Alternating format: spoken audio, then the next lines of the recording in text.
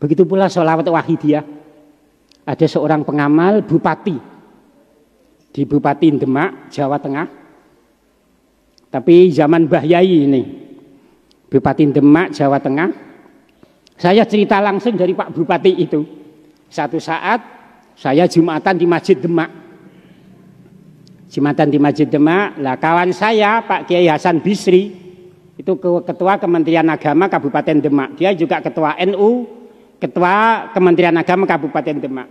Dia dekat dengan Bupati. Pak Bupati diberitahu, Pak Bupati, itu kawan kita pengamal sholawat wahidiyah. Akhirnya Bupati jabat tangan. Ngemeno langsung lungguh di depan itu. Ada 1/4 jam.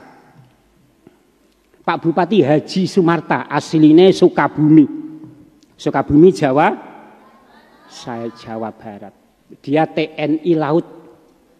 Purnawirawan TNI Laut. Waktu itu angkatan, sekarang TNI Laut. Akhirnya cerita, Pak Bupati ini mengamalkan sholawat wahidiyah.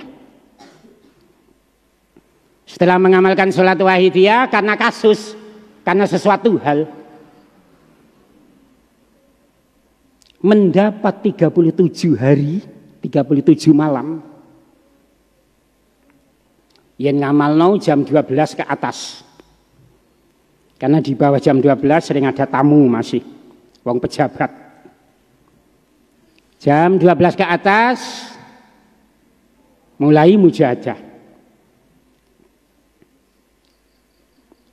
Alhamdulillah mujahadah tidak seperti kita. Mujahadah tidak seperti kita. Ceritanya ke saya. Waktu itu Pak Rahmat bilang gitu, waktu itu Pak Rahmat. Saya tidak mengerti, saya baru mengamalkan 3 malam. Tiba-tiba saya menangis. Tiba-tiba saya menangis. Tiba-tiba saya ingin membaca fasih. Tidak seperti kita Allahumma ya wahidu ya wajidu ya, tidak Allahumma ya wahidu ya ahad ya wajidu ya, pelan gitu sambil khusyuk. 37 hari dia mujahadah, tertidur di tempat sajadahnya itu. Dia mimpi dibangunkan Rasulullah.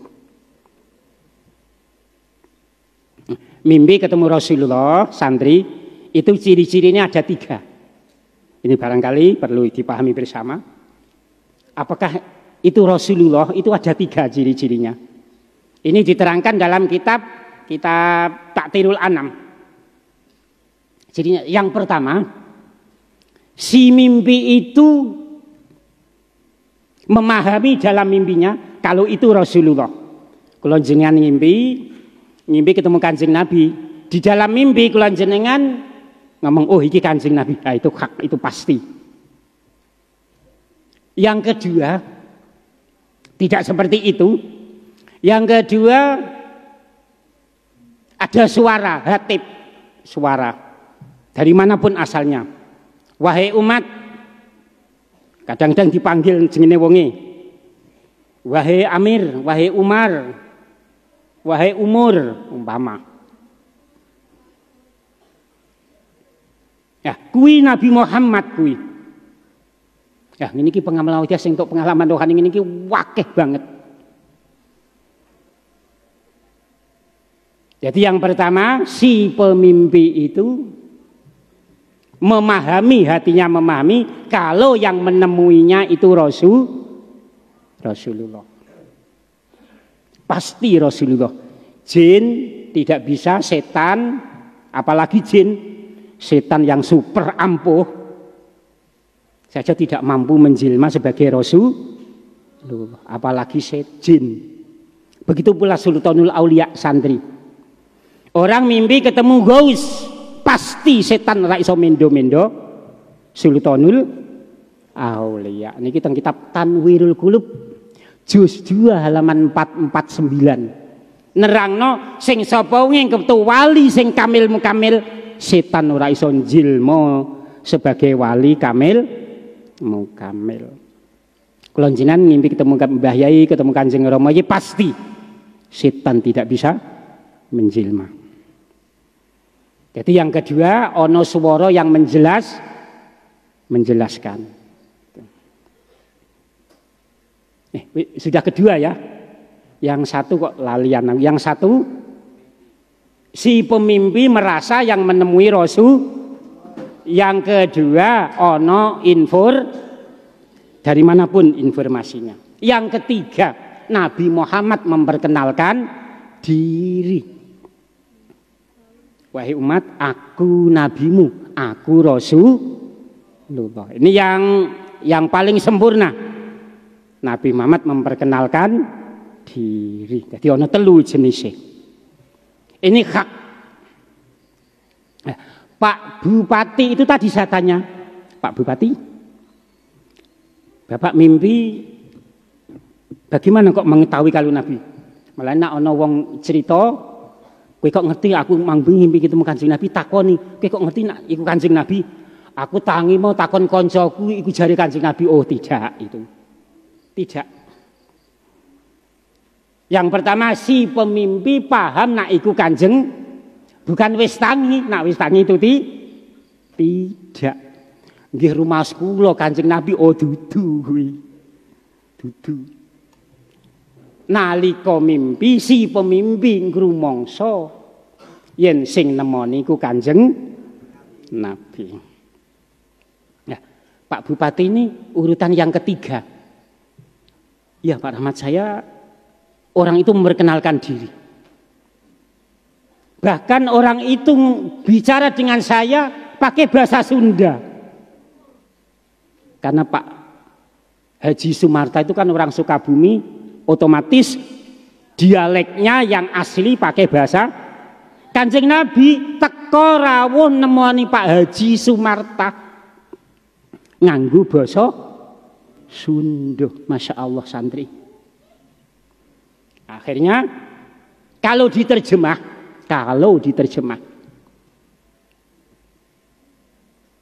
sholawat wahidiyah ini untuk menjemput datangnya Ratu Adil, kata Rasulullah. Sholawat wahidiyah untuk menjemput datangnya Ratu Adil. Dia bertanya, apa Ratu Adil Kanjeng Nabi? Tidak dijawab oleh Rasulullah. Terus bangun Pak Bupati.